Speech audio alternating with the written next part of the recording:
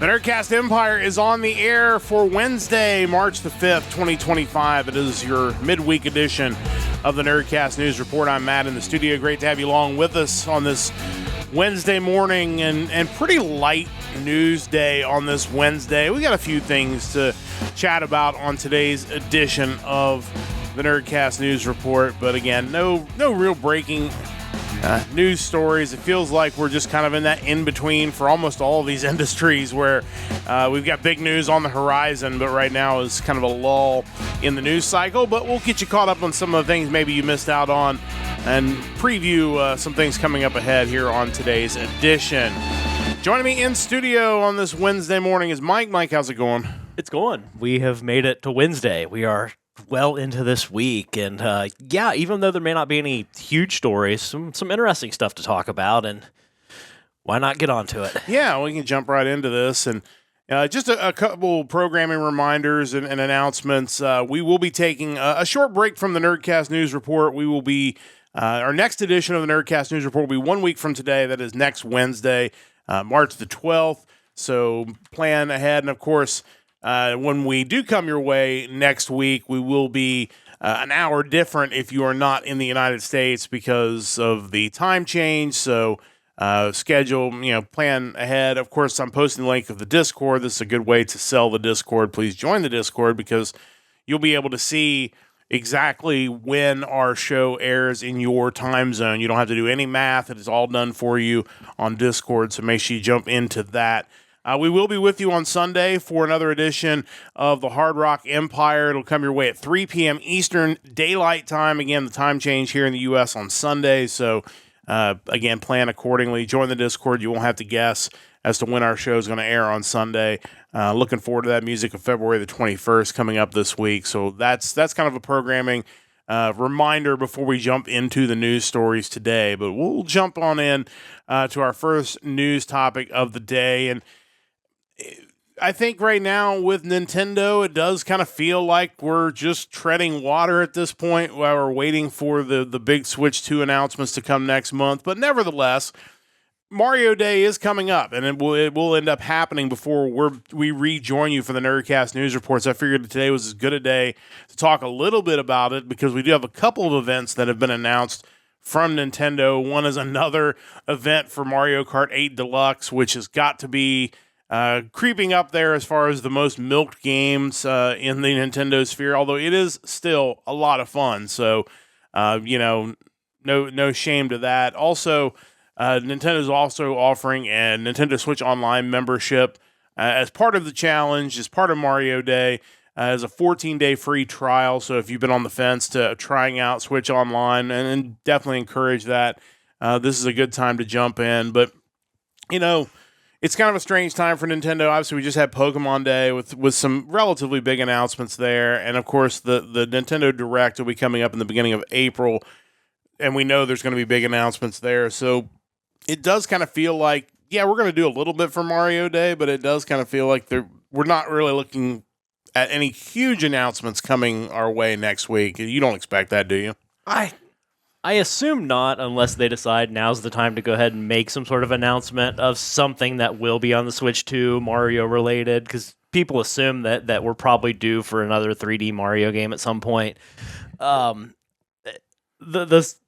Mario Day placement is weird, obviously, because it's based on, Mar10, looking like Mario. The fact that it lands so close to Pokemon Day, you just feel like maybe they should rebrand him Julio. I think maybe his holiday would land in a better time frame, or too late. Or Sepio or Novio, maybe even. Yeah. All options. He's not that big of a character. You could change his name; no one would mind. It's never too late to rebrand. For sure. It's kind of brilliant in a way that they're going to give you this 14-day free trial and kind of base it around this challenge in Mario Kart 8 Deluxe. It's basically, if you haven't played online Mario Kart 8, we need you to try it out. That way, when we do release the follow-up to it as part of the Switch 2, you're going to be more inclined to jump on board with that as well. 100%. Switch Online is a really cool value, though, for what you're paying, and certainly with the free trial, it's worth checking out. It's, not only do you get to participate in Mario Kart 8 Deluxe Community Challenge, Splatoon 3, you can play that online. You can download and use the Nintendo Music app, which is pretty cool, and the library of retro games for a few bucks a month is certainly worth it as well. The article did mention as well that they will be putting multiple Mario games on sale for the holiday as well. So if you're not an online gamer, but maybe want to pick up some of the games you missed along the way from the Mario franchise, this will probably be a good time to do that. Yeah, I think that's really the biggest thing that's going to come out of this. And again, like I said, I joke about Mario Kart. That was one of the first things I picked up when I got my Switch finally last year.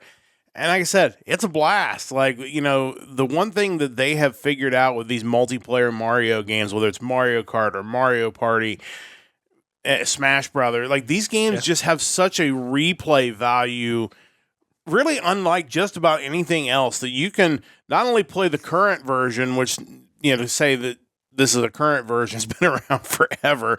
Obviously, the Deluxe Edition and introduced new maps and stuff, so they were able to kind of spruce it up a little bit. But you can go back and play previous versions. I mean, I still see people streaming old Mario Party games on Twitch and just having a blast. And they have created these games that almost have infinite replay value, which just guarantees you're going to get your money's worth when you buy one of these games, even now. Yeah, and I feel like that was an issue, especially a couple years ago. It might have been around the lockdown time where Nintendo was like trying to do something to stop a lot of these competitive tournaments that people have been holding for retro games like Smash on GameCube and 64, because they were growing so large. Nintendo kind of felt like they weren't getting a piece of that pie and they needed it. But yeah, it's what makes a Nintendo compared to your Microsofts and your Sonys, is that they've always prioritized fun, and they have, without a doubt, the greatest first-party lineup of IPs. It's really hard to compete with that. Yeah, it's amazing to me that they are so far ahead of the competitors when it comes to those first-party IPs and how to use them and how to keep them fresh and how to keep people wanting to come back to play the newest games involving those characters. And again, like you said, we're going to get probably an announcement, may not be this weekend, but probably an announcement on a new Mario game when the Switch 2 drops. I think a new Zelda game certainly wouldn't be surprising. It really feels like everybody's just kind of waiting in anticipation to see what happens at the beginning of April. And, like I said, still a really cool event. Not really heavily newsworthy, I don't think. So, I don't expect us to get any major announcements coming out of this. But at the same time, Nintendo still celebrating, still doing really cool things, give the fans something to get excited about. And again, just kind of further us down the road for that April the 2nd Direct, which we'll certainly have completely covered. We'll probably do a preview of it. We'll do a review of it. I think that's a date that we're all looking forward to, not just for the Switch 2, but what that's going to entail and what kind of games we're going to get out of it. So we'll keep everybody updated on that. But like I said, if anything newsworthy comes out of Mario Day, we'll have that covered next week on the Nerdcast News Report. Well, this was kind of interesting to me, and I just kind of threw it on here as we jump ahead. Suikoden, which has been around for a while, I think it dates back to the 90s, the franchise, is getting more media. They are getting a new anime, they're getting stage plays, and they're also getting a new mobile game. It's kind of wild that Suikoden is kind of one of those properties that just kind of keeps hanging on in there. Like, it goes all the way back to the late 90s, and I don't know how much you've had a chance to play the series. I know you're very familiar with it, but for fans of this franchise, it just sounds like they're about to get a whole bunch of new media to come out over the next maybe year or so. Yeah, I think they finally realized that this is the kind of property that you could probably really exploit, especially when you're talking about a mobile game. I don't know why it took them so long to get around to something like this. Obviously, you have Suikoden 1 and 2 released this week for Switch, PS4, 5, Xbox Series, 1, PC. I haven't had a chance to look into that yet, but it's one that since I really haven't... I mean, I own Suikoden 4, but I've never played it. I've never really gotten into this series, but I think now is probably the time to jump on board. The thing that I look back at when I look at the story, it's like the anime's cool, the stage play sounds cool, but it's the mobile game. Like, Suikoden as a game, its selling point has always been a stupid amount of playable characters. That's always been its gimmick. So, to me, why it took them so long to think mobile game, and I have to assume gacha-style mobile game, that just seems like way too much of a slam dunk. It could basically be your next Fate Grand Order if you wanted it to be. Yeah, that's one of those ones I don't know how they missed the boat on that for so long. It could certainly be a gacha mobile game. I wouldn't be surprised if that does well, that you don't get a gacha desktop style game as well to go with it, because like you said, there's a billion characters in that series, and it just has the look. Like, if you showed somebody Suikoden and they didn't know anything else about it, you'd probably think, oh, it's probably some sort of gacha game, because there's just so many crazy characters, and this seems like a no-brainer, and I feel like there are going to be a lot of people, because you've got the remasters coming out, maybe finding out about this series for the first time, and I think that's kind of cool that you can, jump in all these years later. I think it was 98 when the first games came out. 95. 95 for one, and 98 PS1. for second game. Yeah. But that's, now a chance for people to kind of experience all that for the first time. Yeah, and I think it kind of goes back to some of the conversations we've had regarding the anime industry, where you're going to see these proven successful IPs come back and get continuations and remasters, remakes, reboots, things that they know have a built-in audience already. It's a lot safer than trying something brand new. Yeah, you don't want to pick up some new property and have it bomb and you spend all this money on it. Instead, take something that's established and you're going to create, hey, let's make a new anime, let's make a new mobile game, let's make a stage play of all things, which seems to be kind of a trend in Japan when you take these popular franchises and make a play out of them. But if Bobobo can get a stage play, then I think the door is open for everything to get a stage play, as ridiculous as that sounds. But no, really, really cool news. And if you're a fan of the franchise, and there's certainly a lot of Suikoden fans out there, I think you're certainly going to be eating good over the next few months. And if you're not a fan, this might be the opportunity to kind of jump into the franchise. So we'll let you know if more news breaks on that, on any one of those different things. Jump into the world of wrestling, and we're going to go back to Monday because there was certainly a very newsworthy event that wrapped up Monday Night Raw on Netflix on Monday night, and that was that Iyo Sky defeated Rhea Ripley to win the Women's World Championship. I think most people, and I certainly will say that I expected this either to be Ripley finally beating Sky, who she's never beaten her in a singles match, or it was going to be some sort of nonsense finish that was going to clearly set up a triple threat with Bianca Belair, who's already punched her ticket to the main event of WrestleMania. I was not expecting a relatively clean finish. Obviously, there was some nonsense, but it didn't end in a disqualification. Iyo Sky hitting the over the moonsault to get the win.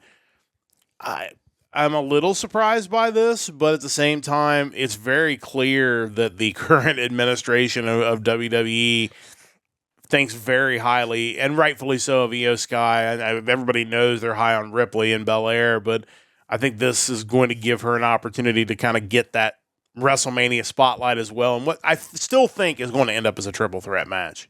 Yeah, I have to think so, especially given kind of the closing segments of that match where you had Ripley kind of what I believe to be irrationally angry at Belair. It seemed very out of character for Ripley to care about somebody cheering for her opponent. It seemed a little odd to me. I understand that the goal must be the triple threat, and honestly, that's probably not a bad thing, because outside of just me enjoying the in-ring work of Rhea Ripley and Bianca Belair, there wasn't anything from an emotional side that really got me excited about this match. So maybe adding in Iyo Sky, you can kind of make it a little more convoluted and ultimately build a better story in the coming weeks.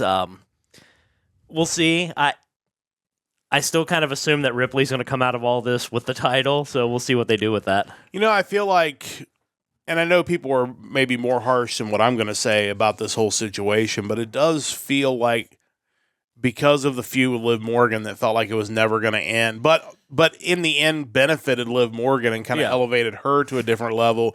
It kind of came at the expense of Ripley to some degree. Like you said, that, even this moment in this match felt a little out of character, and I'm not suggesting she needs a heel turn to kind of snap back into place, but I do feel like kind of a refocusing of what her character is probably due. And this feud kind of needs to be about her more so than the other people in the match, where it felt like the Liv Morgan thing was a lot more about building Morgan up as a legitimate title contender than it was about Ripley. And Ripley's maybe criminally underrated as far as someone who's a seller in the ring. And, for someone who's so physically imposing, she's so good at making the other person look good. So the other side to it too is, as Triple H was asked in the post-Elimination Chamber press conference, everybody's fighting for those main event spots at WrestleMania, and you already know you have Cody versus Cena, which 100% is main eventing night 2. I mean, there's no disputing that, especially if The Rock's going to be involved. But I think still the biggest story in wrestling. Still the biggest story in wrestling, with two of the biggest stars in wrestling, the past, if you will, face of the company versus the future or current. So then there's that spot on night 1, and you potentially have, there's rumors that we're going to get a Punk Rollins Reigns triple threat, which would be a huge match. This is going to be a triple threat with 3 of your biggest stars, at least we presume, on the women's side. I feel like maybe adding that third star is their way of trying to push this match high enough to earn that night 1 closing spot away from Punk and Reigns and Rollins, which if that ends up being a match, I don't know that it'll be able to do that, but at least this gives you at least a fair shot to try to get to that spot. It's going to be so difficult because it's hard to put together any 2 or 3 women that can match the star power, certainly of Cody and Cena, but also of Punk, Rollins, and Reigns. I mean, those are basically the 5 biggest characters you've had in the past 20 years. It's not a slight on the women beyond maybe saying that they failed a little bit in the booking of them over the years to have created stars to their level, because outside of, Ripley, maybe, I think you can't really underestimate how big of a deal she is, but I don't think a Flair and Stratton achieved that. I don't think Sky and Belair are that. Rhea's probably the only one that as far as current crowd reception, she's the only one that kind of reaches anywhere near that level, and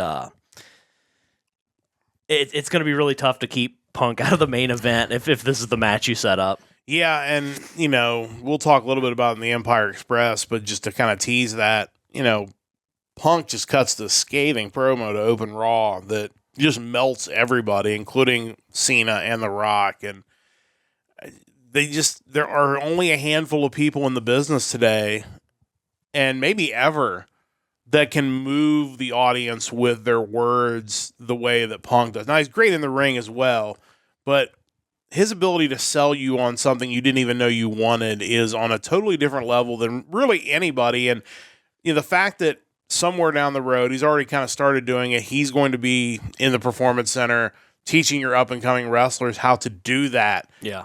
Gives them such a huge advantage, because if you can share even a fraction of that knowledge with some up-and-coming star who's got the athleticism and the look, and if you can teach them the ways to move people with their words without ever having to throw a punch. I mean, can you imagine having CM Punk in your locker room and not listening to him? And we'll talk about it again in a minute. Of all the things that Tony messed up, and there are certainly a long list of things, varying degrees, obviously, some of them not so much as serious.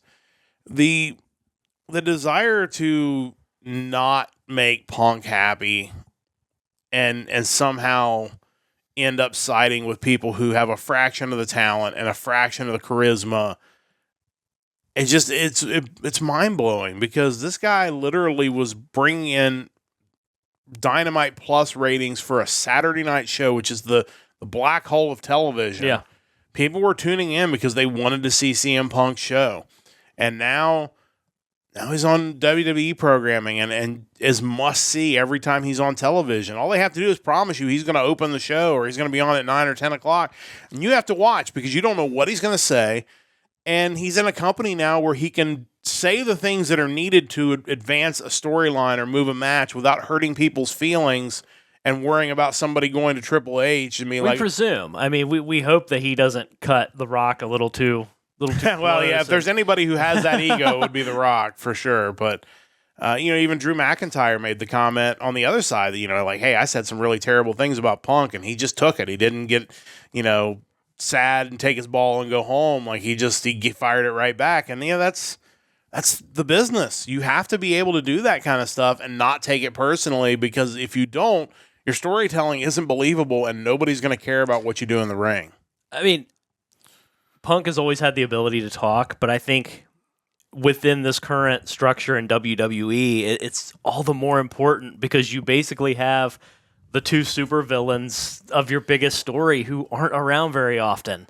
Yet on Monday night, you have Punk go out, deliver this monster promo, and it kind of alleviates that, wait, why aren't my top two heels around? You kind of get away with that because you have him there stirring the pot. Without that, I feel like the main feud slumps a little bit because what are we doing to talk about it coming out of the event happening? Also, let's point out that this is CM Punk, who definitely could have come in and done a part-time schedule and, phoned it in and played the hits, and everybody would have been completely happy with that because of just the fact he's back in WWE. He's there every week. Yeah. He is, he's in NXT. He'll go down to the Performance Center. Like, the dude is so engaged and, just a guy that feels like he's found his happy spot after all these years, and you just have to be happy for the dude because he's had to wade through a lot of crap to get to this point, and now has kind of finally found that place where they value him and he values them, and it's scary to think what they're going to be able to create because of that. And it's amazing because prior to his return to AEW, or his appearance in AEW, you kind of thought he was just done with the wrestling business. I mean, even being on the backstage show for the time he was, like, before that, certainly, you didn't think he really had any interest in being involved in the industry again. And now not only do you have him back and with WWE, but this guy seems like he's in it for the long haul now. Like, he actually is ready to be that guy that can give back to the business and help grow kind of that next generation of stars. Like he's going to be the next guy on one of those A&E shows coaching people. Yeah, for sure. And it's exciting for sure to see what they're going to create. But obviously we've got, about 6 to 7 weeks before we get to WrestleMania. So a lot of twists and turns to come. We'll certainly keep you updated on as the card starts to finalize what that's going to look like. One other quick story I just want to get to today, and I don't even know if it's a story as much as maybe a non-story, but it was certainly worth mentioning because there were certainly some video game people that put out some videos on this yesterday. Yoshi-P, better known as Naoki Yoshida, or officially known, I should say, he's probably better known as Yoshi-P, but not on the Square Enix board of directors anymore, which, if you just hear that news in a vacuum, sounds like it might not be the greatest news in the world. Of course, he's the director of Final Fantasy XIV, but when you read these stories, it definitely seems like he never wanted this appointment to begin with, but they were like, no, we have to put you on the board. And then finally, after a couple of years, he was able to finally talk his way off the board. He's going to remain with the company as an executive officer, so he's not going anywhere. But clearly, this is a case of a dude that they obviously value, which is understandable, and they were like, you have to be on the board because we really think you're valuable. And he's like, man, I just want to play video games and make video games. I don't want to do any of this board stuff. So finally, the news has come out that he's not on the board anymore, which sounds like, honestly, for him, probably a pretty big win. Yeah, it kind of sounds like something he didn't want to begin with. I mean, I understand because he's basically the dude that saved Final Fantasy XIV from its original horrible launch version that came out and was just poised to be a disaster. He was the guy that was the director and producer of A Realm Reborn, which is basically what was able to salvage the game and put it in a position where it's basically the number 2 MMORPG now. Yeah. It's funny because I get them wanting to reward him with more prestige and a greater title, but I think, and this is probably something that is an issue not even just of Square Enix, but probably other game companies too, is that when you have people that are in their right position, you don't move them out of that position just because it's you rewarding them or giving them greater responsibility within the corporate structure. I think, you read that article and clearly the dude loves working on video games. He's been talking about remakes of classics like Vagrant Story and Final Fantasy Tactics and Final Fantasy IX. I think Square Enix has had a few missteps recently, and Dawn Trail, honestly, for the most recent expansion for Final Fantasy XIV is among them. Clearly, this dude needs to be in the trenches working on things that I think people will be excited about. You don't remove that guy from the equation. I would love to know more about the inner workings of the Dawn Trail expansion, because I feel like there had to have been some decisions that maybe he didn't make because he had kind of been gold up to this point. And it's tough because as a company, you do want to reward people when they, like you said, clearly save that game. And it's like, yeah, we're going to give you a big promotion because you're doing this. And sometimes people don't want that. They don't want to move up the corporate ladder. And that seems like a foreign concept. But some people just love their job that they do and are really good at it. And sometimes the best thing to do is just to leave them in that job that they're really good at. Obviously, as a company, you always want to check with people because you don't want to pass somebody over for a promotion and then lose them to somebody else. And maybe that was the original fear. It's like, oh, well, this guy, everybody knows he's amazing. So if we don't put him on the board, then some other company's going to come swooping in and take him away. A little less likely in Japan, in a country that's very big on loyalty, but at the same time, not worth the risk. But now it's just like, no, I just want to work and make video games and do what I do and love to do. And this looks like it's going to allow him to get back to that. Yeah, and I'm excited to see if maybe some of these remakes and reboots or whatever he's talking about as far as making these games playable on modern consoles, what if anything comes of that, because the PlayStation 1 era of Square Enix or Squaresoft was really solid. I think they could revisit a lot of those titles and do something cool with them. Yeah, that could be a lot of fun. So again, not really a story, more of a non-story, but worth mentioning because again, the dude is obviously very important to Square Enix and to the video game industry. So I think when people saw that news, they might have a little bit of panic, but it seems like no panic necessary. It's exactly what he wants, and I think that's going to work out in the long run for everybody. Ready to wrap this up with the Empire Express. Go. Mobile Suit Gundam G-Quack's beginning anime film opened on Friday in the United States, ranking at number 10. The film earned a cumulative $916,000 in its first 3 days. It's also doing well on Rotten Tomatoes, scoring 90% so far. Seems encouraging for a Gundam show in the U.S., doesn't it? Yeah, for sure. Considering the movie is kind of tied to the Universal Century and to some degree requires some knowledge of that story, you got to assume a lot of those tickets are being bought by your kind of more hardcore fans. And if that's the case and it's getting a 90% on Rotten Tomatoes, it must be working well for them. So that's certainly encouraging. Monday Night Raw opened with CM Punk cutting another scathing promo against his enemies, including John Cena and The Rock. It ended with a pull-apart between him and Seth Rollins, leading to a cage match at Madison Square Garden next week.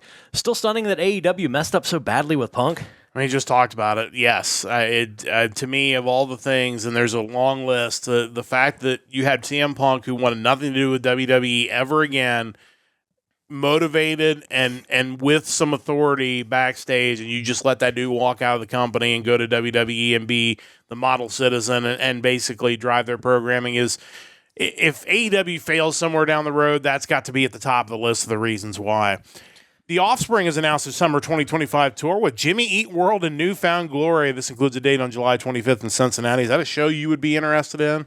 If the price was right, sure. I certainly wouldn't mind seeing The Offspring. The other two bands as part of the festival, or as part of a festival, I might want to see, but having them on the bill doesn't necessarily add a whole lot of value for me. But yeah, if the price was right, who knows? Yeah.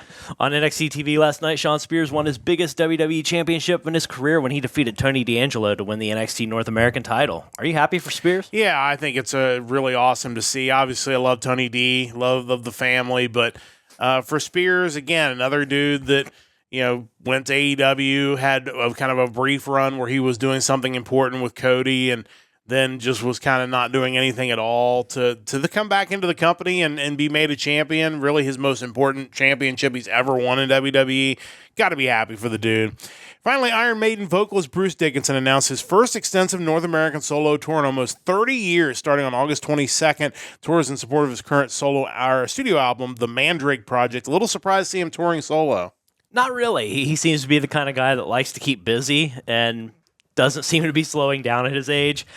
I could see he and Steve Harris both continuing on for quite a while, even if Iron Maiden ultimately hangs it up someday. Yeah, and certainly Dickinson's one of those guys on the list that I still need to see in person because he's one of the all-time great vocalists, not just metal vocalists, but I think vocalists across all music of all time. So if you have a chance, check him out. He'll be touring pretty extensively starting later this year. And that is going to wrap things up for today's edition of the Nerdcast News Report. You're all caught up. Just a reminder, we'll be back again next week, next Wednesday, 8:30 a.m. Eastern Time with another edition of the Nerdcast News Report. So join us then. We'll get you caught up on Mario Day and all this good stuff that's going to happen over the next week. We will be back for another edition of the Hard Rock Empire, our music show, Sunday, 3 o'clock Eastern Time, middle of the afternoon. We'll have the music of February the 21st. So join us then for that. Big thanks to Stove Lake Media for their continued support of our podcast. Big thanks to everybody who joined us this morning. Big thanks to Mike for joining me, as always, in the studio. And a big thanks to you, wherever you're listening to us, whenever. We appreciate you, and we really look forward to continuing to do great content. Don't forget to join the Discord.